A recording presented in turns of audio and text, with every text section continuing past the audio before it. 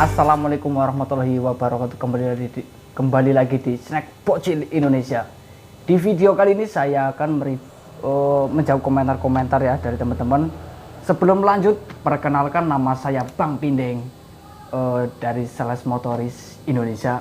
Video kali ini saya akan menjawab komentar-komentar dari teman-teman. Banyak yang bertanya, Bang, gimana sih cara memasarkannya? Bang, gimana sih cara memesannya? Terus ada juga yang kemarin bertanya, Bang, gimana sih cara menjadi sales motoris itu gimana sih? Dan masih banyak lagi komentar-komentar yang lain, dan saya akan mereview mengupas tuntas sedalam-dalamnya sedalam hatiku ya. Pokoknya tonton teruslah video dari Snack Bocil Indonesia. Jangan lupa like, comment, subscribe, dan tombol lonceng dibunyikan agar tidak ketinggalan dari video terbaru dari Snack Bocil Indonesia. Di video kali ini saya bersama seseorang narasumber ya, seorang narasumber yang mempunyai grosiran dari jajan-jajanan yang sering dibawa oleh sales motoris. Dan ini narasumber kita yang sangat cantik dan jelita ini ya. Oke, perkenalkan dirinya. Ya, perkenalkan, nama saya Alfi sebagai distributor permen. Oke, kan Mbak Alfi yang punya ini ya. Dan jujur saya ini sebagai karyawannya ya, karyawannya dari Mbak Alfi yang sering menyuplai ke toko-toko, permen ke toko-toko ya. Kan saya belum pernah tahu ya tentang permen-permen secara dalam ya. Saya akan bertanya kepada yang punya juragan ya. Ini awal mula pemikiran mempunyai usaha toko ini distributor itu gimana sih? Awal mulanya itu gimana gitu? Awal mulanya itu sebenarnya karena dari kejenuhan bekerja di perusahaan. Jadi kita berinisiatif mencari ide usaha apa gitu. Terus lihat-lihat di YouTube, terus juga ya lihat-lihat di internet lah tentang usaha-usaha yang bercuan gitu. Akhirnya kita kayak coba-coba yang ini yang itu, merasa cocok di perdagangan seperti ini. Jadi kita awalnya coba ternyata bisa. Terus kan baru pertama kali ini kan belum mempunyai dikatakan namanya mempunyai pelanggan kan ya. Terus awal mulanya itu bikin sendiri atau beli atau gimana? Awal mulanya itu? Awal mulanya itu saya sempat ngikutin usaha-usaha rumahan gitu, membuat makanan-makanan terus disuplai ke warung-warung seperti itu. Terus dari situ kita melihat-lihat setiap warung kok ada sales-sales seperti itu. Akhirnya kita cari tahu informasi, terus kita juga pokoknya menggali informasi tentang dunia seperti itu, perdagangan. Jadi setelah kita menemukan setelah kita menemukan celah untuk melanjutkan usaha, kita coba membuat perubahan seperti itu. Buat kedepannya lah untuk lebih baik lagi ya. Iya. Oke, jadi teman-teman, ini dari awal mula dia berinspirasi mempunyai pekerjaan rumahan seperti jajanan-jajanan kita buat sendiri untuk menyuplai ke warung, dan akhirnya bertemu sales di jalan. Akhirnya banyak inspirasi yang lain dari kemungkinan bertahap dari 1 permen, 2 permen, 3 permen, akhirnya mempunyai grosiran sendiri. Jadi sekarang udah punya karyawan juga saya. Tentunya saya salah satunya lah. Masih banyak lagi lah. Iya. Terus ya, yang kedua, kalau boleh tahu, kan saya juga belum tahu sepenuhnya di sini ya. Harga kulakan itu berapa sih? Harga kulakan barang, kita ambil barang dari sana itu harga kulakannya itu berapa sih? Untuk harga kulakan ya kita tidak bisa membicarakannya di sini karena itu biasanya dari seluruh sales kan mempunyai patokan harga tersendiri. Biasanya ada kesepakatan dari para sales motoris satu dan yang lain agar tidak saling merugikan seperti itu. Oh, jadi karena juga setiap daerah beda-beda ya? Iya, betul. Karena nggak tahu dari daerah sana itu berapa, jadi nggak tahu lah. Yang Kita penting ambil kesepakatan aja dari terus iya. juga menyurvei di pasaran itu umumnya itu seperti apa. Oh iya ya. Kalau kalian boleh mau bertanya-tanya boleh langsung saja lewat IG-nya yang tertera di tentang Snack Bocil Indonesia, DM saja. Saya akan membalasnya satu persatu ya. Karena kemarin banyak yang bertanya harga kulakan di grosiran dan di sini merahasiakannya karena banyak sales-sales motoris yang nantinya mempunyai kerugian kalau saya membicarakannya modal di sini. Terus yang ketiga ini saya kan mau bertanya cara memilih produk itu yang laris di pasaran itu gimana sih? Kan nggak tahu kan semua permen itu banyak ya, banyak permen, jenis-jenis permen. Nah, kok bisa memilih permen-permen yang ada di depan sini loh, seperti di sini lah, banyak sekali. Nah, itu gimana awal mulanya cara memilih produknya? Untuk pemilihan produk-produk ini yang nomor satu itu kita lihat di survei pasar. Oh ya betul.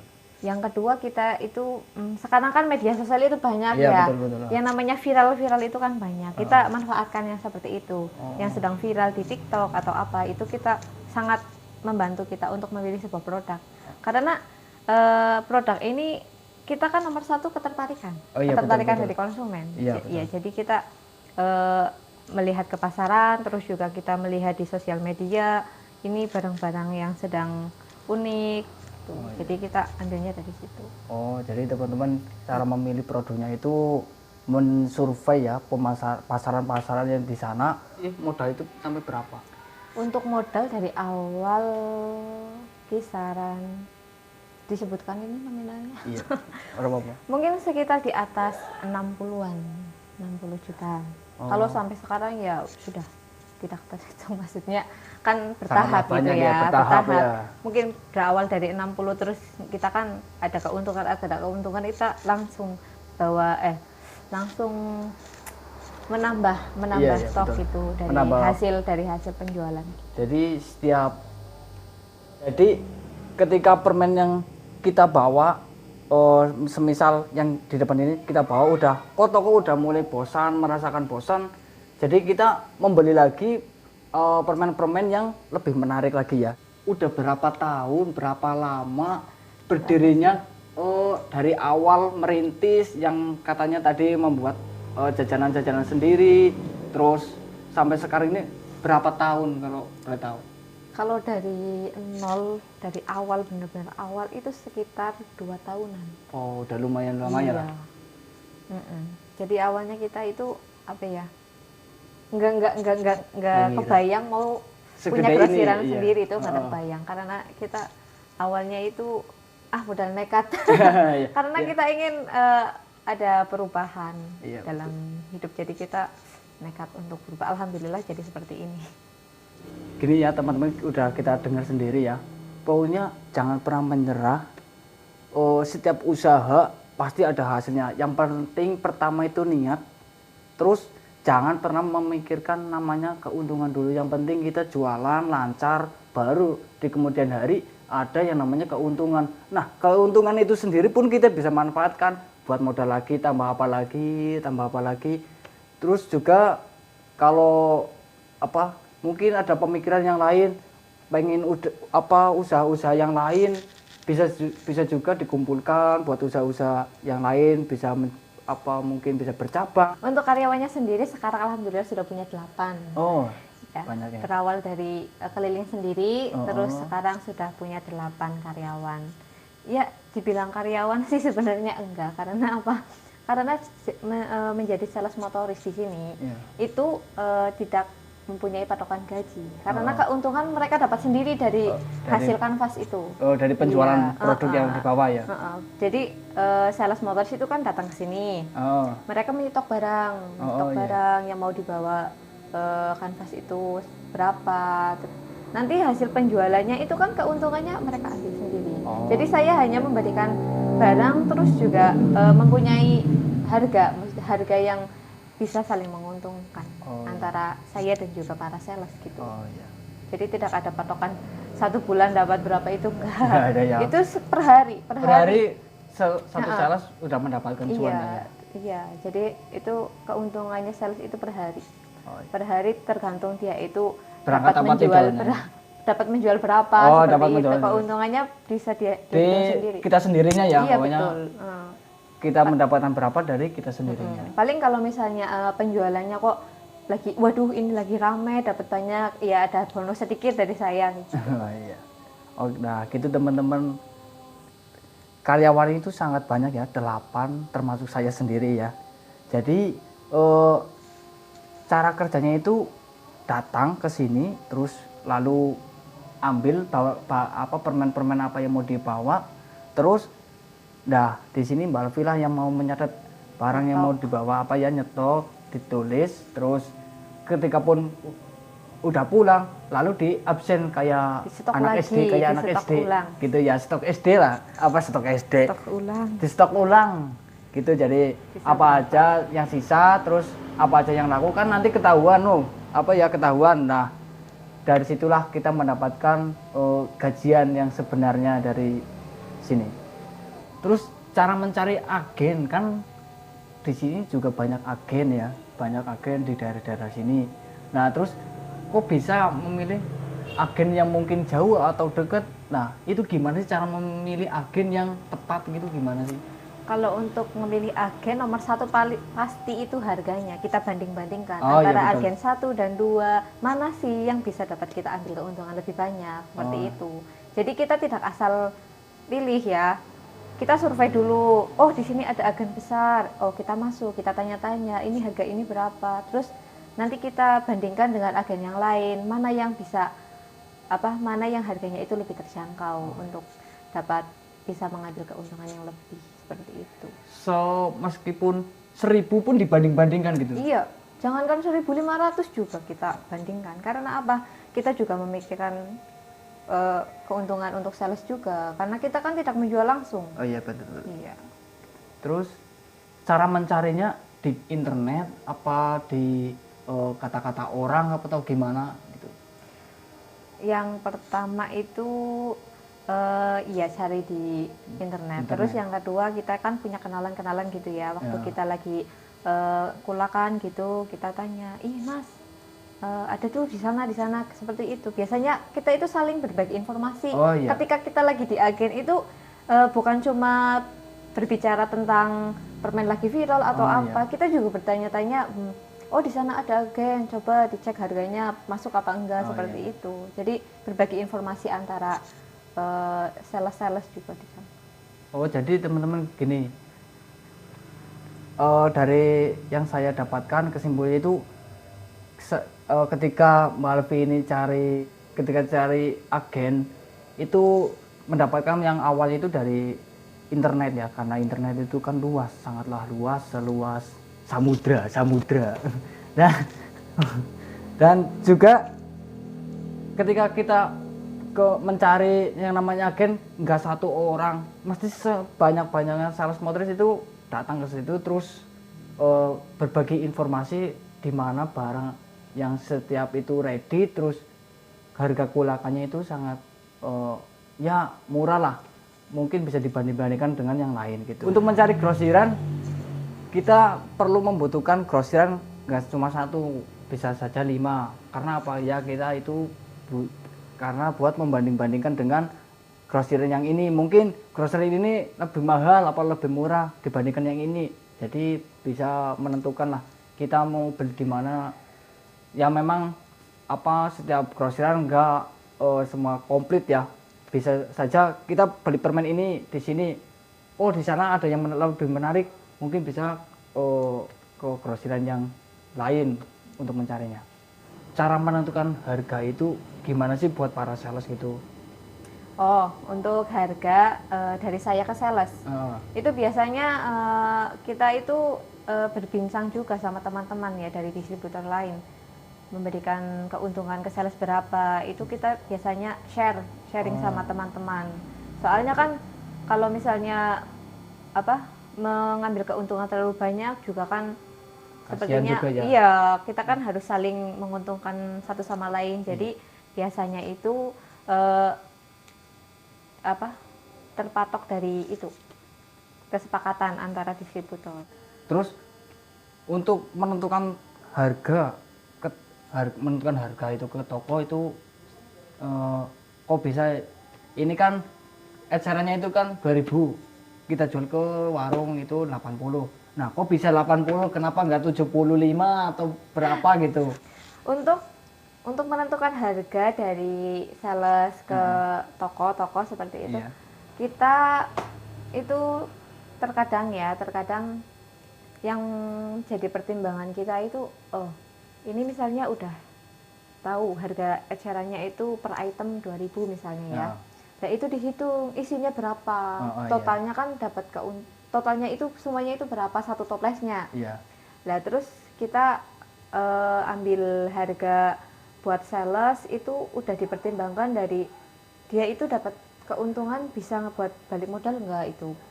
Buat kan sales kan jarak tempuhnya jauh ya, untuk mencari toko dari satu toko ke toko lain itu kan jauh. Betul. Kita juga mempertimbangkan kira-kira ini bisa balik modal enggak sih? Bukan balik modal, ibaratnya dari dia biaya transport dan lain sebagainya itu masih ada kelebihan keuntungan ya gitu. Jadi kita harus mempertimbangkan dari situnya juga.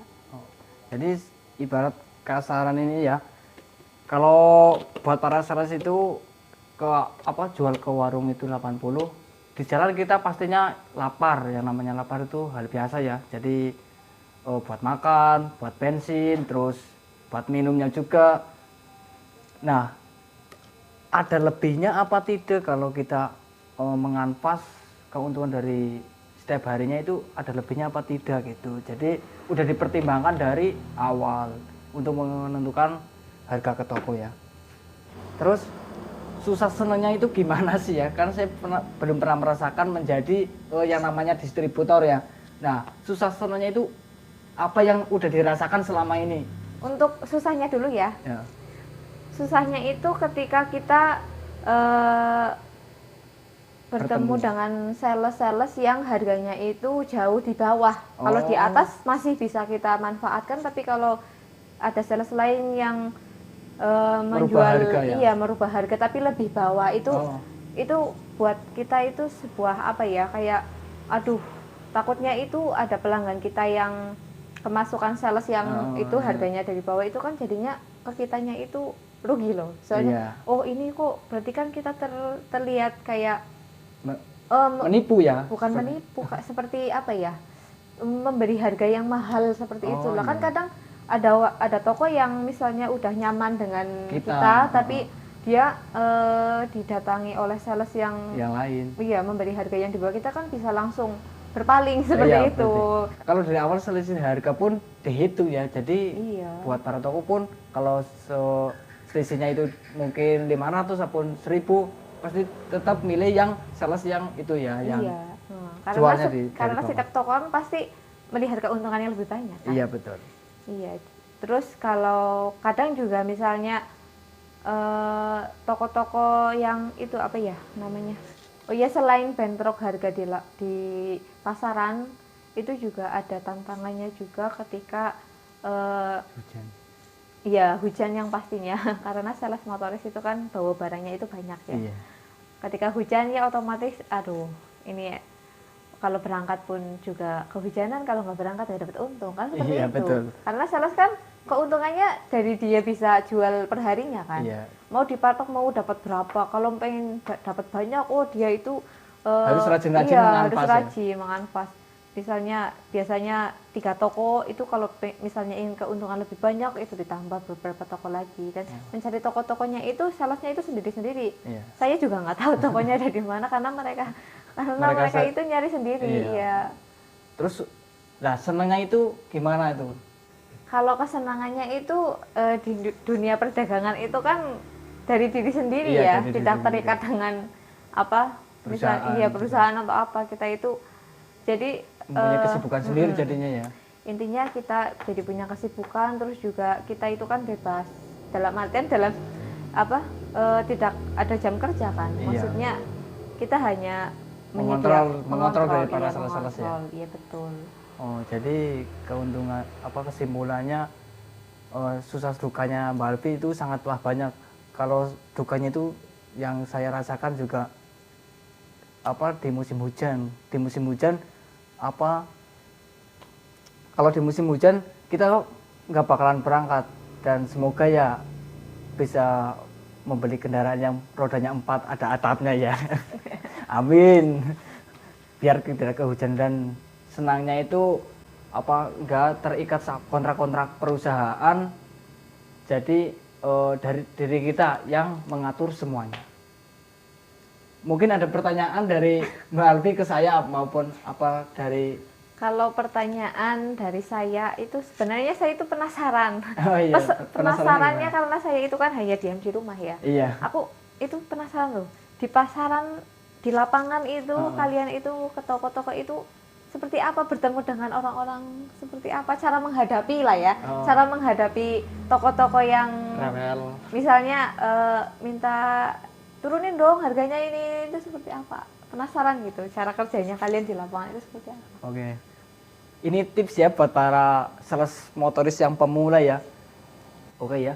Saya akan menjawab pertanyaannya. Kan biasa saya di pasaran itu banyak apa namanya toko-toko dari berbagai macam sifat. Dari tergantung saya menghadapi sifatnya itu gimana. Kebanyakan ada yang rewel, terus minta korting harga, terus komplainan dan lain-lain, itu sangatlah banyak di pasaran. Nah, saya akan menjawab satu persatu. Kalau ada toko yang rewel itu, semisal biasanya kayak gini. Kemarin kedatangan sales ya, kemungkinan kedatangan sales, terus harganya itu lebih murah dari sales dari saya. Nah, kita tawarkan aja permen yang unik, yang menarik. Nah, kita hantam saja harganya itu di korting lah, intinya lebih murahkan agar apa? Kalau kita korting harga murah, apa kita jual harganya murah, pasti yang di semuanya yang saya bawa itu terasa apa harganya itu murah. Tetapi kalau saya jualnya itu lebih mahal, satu tas itu yang saya bawa akan terasa mahal. Jadi korting satu, terus yang lain jangan ikut dikortingkan. Terus yang kedua, kalau ada toko yang minta terus korting terus. Jadi gini, saya mengambilnya caranya begini. Semisal ada toko yang apa namanya minta kortingan ya. Iya. Semisal ini korting 2000, ini korting. Nah, kalau dia beli 3 macam, 4 macam, kita korting 2000, akhirnya berapa? 4 kali 2, 8000. Itu cuan kita hangus, bos. Total aja dulu sekian, totalnya berapa. Semisal jumlahnya itu 237 atau 38, nah kita bulatkan aja 35 lah. Yang penting kita korting, kalaupun sedikit toko juga sudah seneng lah kita korting gitu aja. Karena setiap toko kan mempertimbangkan keuntungan. Iya, ya. betul. Terus juga berarti sales itu pintar mengambil hati para toko-toko gitu. Jangankan toko, wanita aja. Ada. Wanita aja udah, gampang lah. Iya. Berarti berbakat. Sales itu berbakat mengambil hati. Ya enggak hati dong, pokoknya apa aja lah. Nah, gini kan banyak sekali ya yang komen di Snack Pocit Indonesia. Banyak yang sekali yang bertanya gimana cara jadi sales ya. Terus banyak juga yang baru memulai jadi sales motoris. Nah, buat memotivasi buat para penonton Snack Pocit Indonesia. Nah, apa sih motivasi biar kita lebih semangat untuk menganpas, terus motivasi bagi para pemula untuk memulai usaha sales freelance. Nah, itu motivasinya apa sih? Untuk motivasi ya, yang pertama itu jangan takut untuk mencoba. Ya. Kan untuk di dunia perdagangan kan kadang kita bisa dapat pelanggan nggak ya, bisa dapat konsumen nggak ya, kan seperti itu. Jangan takut mencoba. Karena apa? Ketika kita mau mencoba, kita pasti akan dimudahkan jalannya. Selagi kita masih hidup, jadi diberi rezeki lah. Iya, jadi kita itu tidak boleh hanya sebatas angan-angan. Ketika kita mempunyai ide, kita harus langsung gimana caranya mewujudkan ide seperti itu. Jadi jangan pernah takut untuk mencoba. Nanti kalau kita udah mencoba, kita kan jadi tahu ini cocok nggak sih dengan usaha ini? Gitu. Misalnya kalau kita hanya mencoba 1 kali 2 kali, kadang itu belum merasakan. Harusnya kita harus terus mencoba. Ketika kita sudah terbiasa, akhirnya kita akan senang untuk menjalaninya seperti itu. Kesimpulannya gini, menyemangati diri sendiri agar lebih optimis ke depannya, terus juga yang penting itu niat dan usaha yang insya Allah selagi kita masih hidup akan diberikan yang namanya itu rezeki, entah itu rezeki dari dagang ataupun rezeki yang lain masih banyak lagi. Ya, satu lagi aku tambahin ya, jangan pernah takut gagal. Karena kalau dari satu yang kita coba terus gagal itu, terus kita berhenti, itu sepertinya tidak ada tantangannya. Jadi ketika kita mendapat kegagalan itu memang kita harus bangkit kalau kita ingin maju. Setiap orang yang niat usaha pasti ada yang namanya kegagalan, bukan pasti. Kegagalan cinta ya, ini kegagalan usaha bos. Kayak gini, setiap orang mempunyai lika-liku yang sangatlah yang semestinya kita tidak ketahui ya. Terkadang ada orang yang mempunyai usaha itu jalannya lurus, langsung lurus, itu ada, mungkin nggak banyak, tetapi yang mempunyai usaha itu yang berlika-liku itu sangatlah banyak sekali bos. Jadi tetaplah berusaha, semangat semaksimal mungkin ya. Cukup sekian dan terima kasih. Jangan lupa like, comment, subscribe, tombol lonceng jangan lupa dibunyikan karena agar tidak ketinggalan video-video terbaru dari Snack Pojok Indonesia. Salam dari SBC, jangan pernah menyepelekan uang kecil, karena dari uang kecil kita menjadi sukses. Salam cuan, salam sukses. Terima kasih. Wassalamualaikum warahmatullahi wabarakatuh. Bye bye.